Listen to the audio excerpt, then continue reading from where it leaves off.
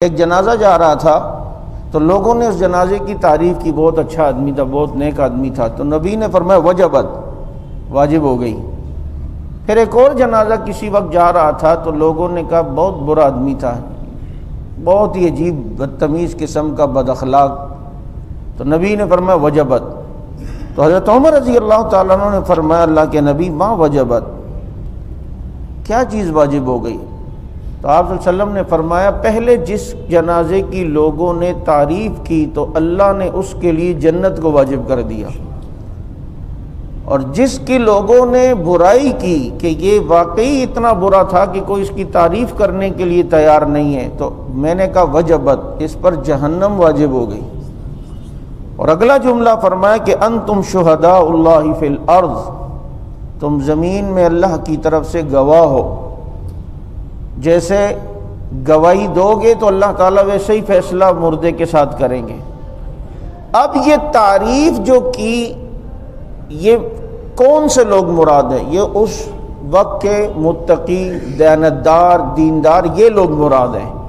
کیونکہ وہ دیانتداری پر مبنی فیصلہ کریں گے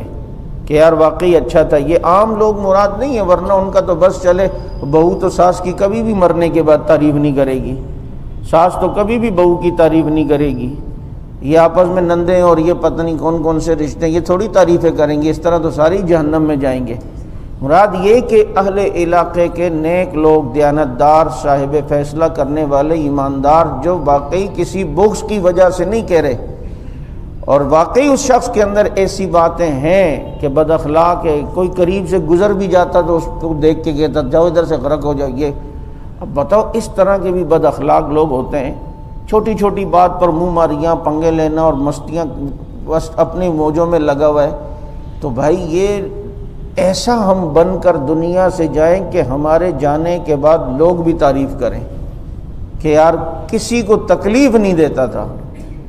کسی کی تکلیف دیکھ کر آگے بڑھ کر تکلیف دور کرنے کی کوشش کرتا تھا۔ ہم اپنی نماز روزہ عبادت پر تکیہ لگا کے بیٹھیں، جبکہ جو معاملات ہیں، اخلاقیات ہیں، اس سے ہم کوسوں میل دور ہیں۔ نماز تو پڑھ لی، لیکن ابھی تک گھر کے اندر جو پانی ٹپکنے کا پرنالہ ہے اس کو ابھی تک صحیح نہیں کیا، روزانہ چھت دھلتی ہے، نیچے لوگ پریشان ہوتے ہیں، اس طرف ہمیں توجہ نہیں، تو مجھے بتاؤ نہ گزرنے والے تعریف کریں گے؟ آپ دوسری تیسری منزل پہ رہتے ہیں، وہیں سے جناب ببل کھائی اور یہیں سے گیلری سے پھینک دی نیچے، جس کے سر پہ لگتی ہے کچھ ہوتا ہے، یہ ہوتا ہے، بتائیں یہ لوگ تعریف کریں گے؟ یہ جو لوگوں کی جو تکلیف والی جو چیزیں، اس کو ہم کیسے دور کریں گے؟ اس طرف کس کی توجہ ہے؟ پبلک پوائنٹ پر بلغم تھوکنے کی اجازت نہیں ہے پکے فرش پہ، کہ جاتے ہوئے کسی کو گن نہ آئے، اس کو گن آئے گی تو اس کو ذہنی طور پر تکلیف ہوگی، اس تکلیف کا سبب ہم بنیں گے۔ اسی لیے اللہ کے نبی صلی اللہ علیہ وسلم نے لوگوں کے بیٹھنے کی جگہ یا درخت کے نیچے بول و براز کرنے سے، بڑا چھوٹا پیشاب کرنے سے منع کیا ہے کہ آتے جاتے لوگوں کو تکلیف ہو۔ یہی وجہ ہے پبلک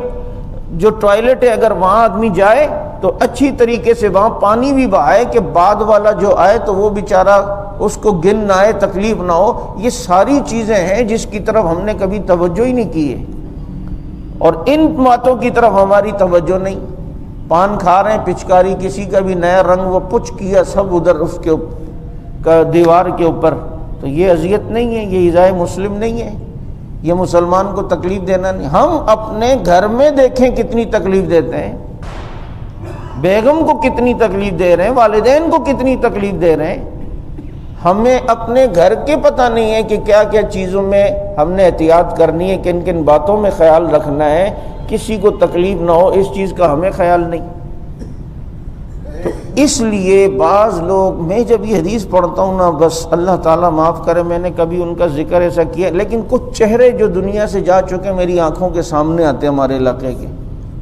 کہ لوگ جو ہے گالیاں دیتے تھے، اللہ تعالیٰ ان کی بخشش فرمائے،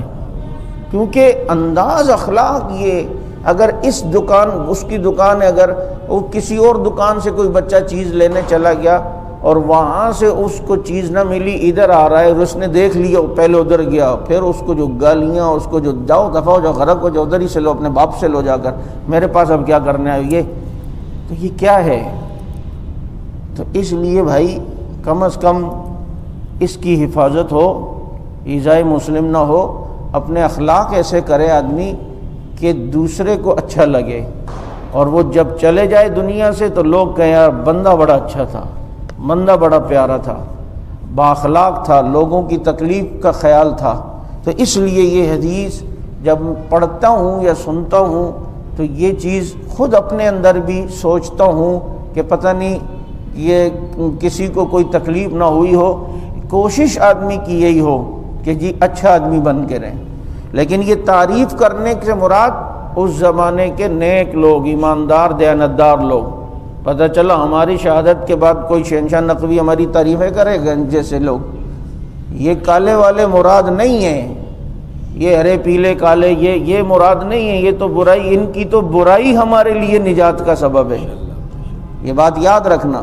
ورنہ آپ صلی اللہ علیہ وسلم کے جانے کے بعد یہود و نصارہ نے کون سا آپ صلی اللہ علیہ وسلم کی تعریفیں کی تھیں، بڑے خوش ہوئے تھے وہ لوگ، تو یہ مراد نہیں ہے، مراد اس زمانے کے نیک اور ایماندار اور اہل دیانت لوگ جو ہیں وہ مراد ہیں۔